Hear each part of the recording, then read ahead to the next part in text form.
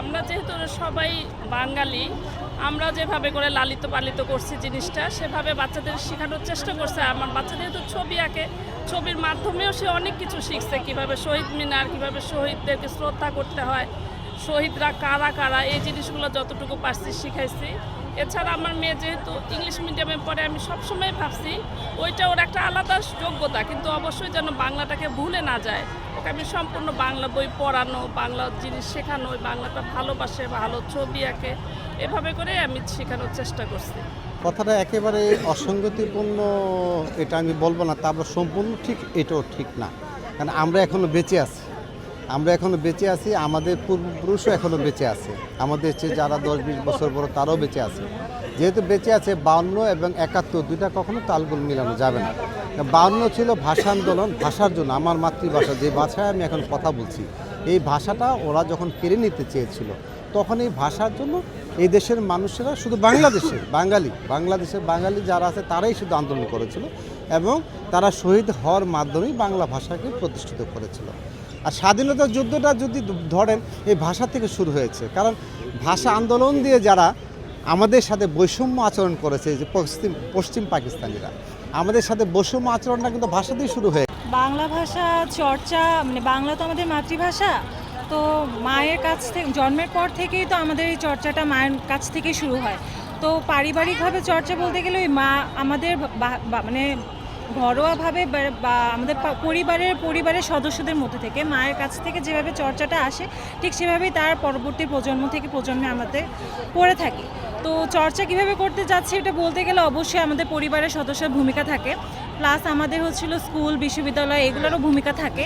তো এগুলো সব কিছু মিলিয়ে আমরা বাংলা ভাষায় কথা বলি, বাংলা ভাষাকে লালন করি, ধারণ করি, এবং সংস্কৃতিটাকে যে ধারণ করে মানে চর্চা করি, এভাবেই আসলে আমরা মেইনলি বাংলা ভাষা নিয়ে কাজ করি। আসলে পারিবারিকভাবে আমরা এখনও বাংলা ভাষাকে মর্যাদা দিচ্ছি, কিন্তু বর্তমান যে ওয়েস্টার্ন কালচার ফলো করতেছে কিছু পরিবার, তাতে আমরা আশঙ্কা করি যে বাংলা ভাষা অচিরেই হারিয়ে যেতে বসেছে। কারণ এখন ইংলিশ মিডিয়ামের যে প্রভাব এই বাংলাদেশে প্রভাব পড়তেছে, তাতে আমাদের বাংলাকে অনেকেই অবজ্ঞা করা শুরু করে দিয়েছে।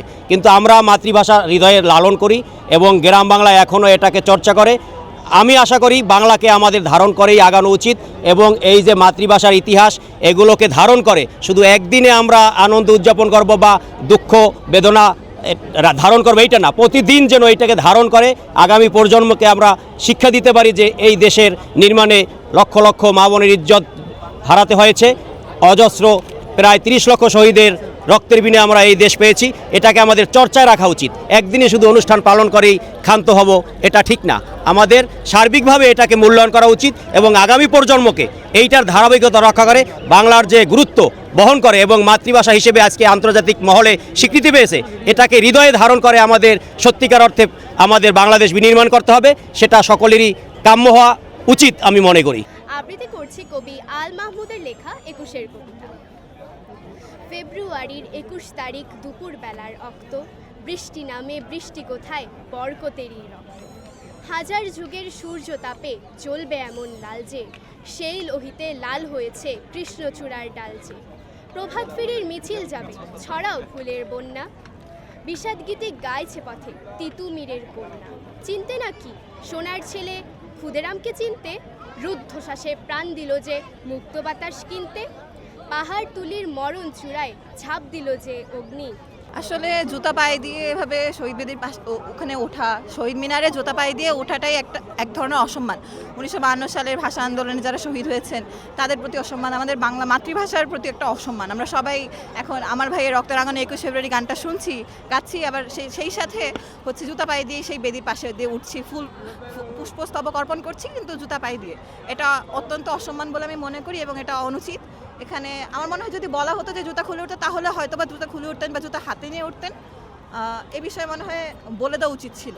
আমি হচ্ছে গত এক বছর আগে আমি অস্ট্রেলিয়া সিডনি থেকে আসছিলাম, আর বাংলাদেশে আসার পরে আমি বাংলা লেখা পড়া এগুলো শিখেছি। তার আগে শুধু বাসায় বাংলা বলা হতো, কিন্তু আচ্ছা, তেমন জানতাম না।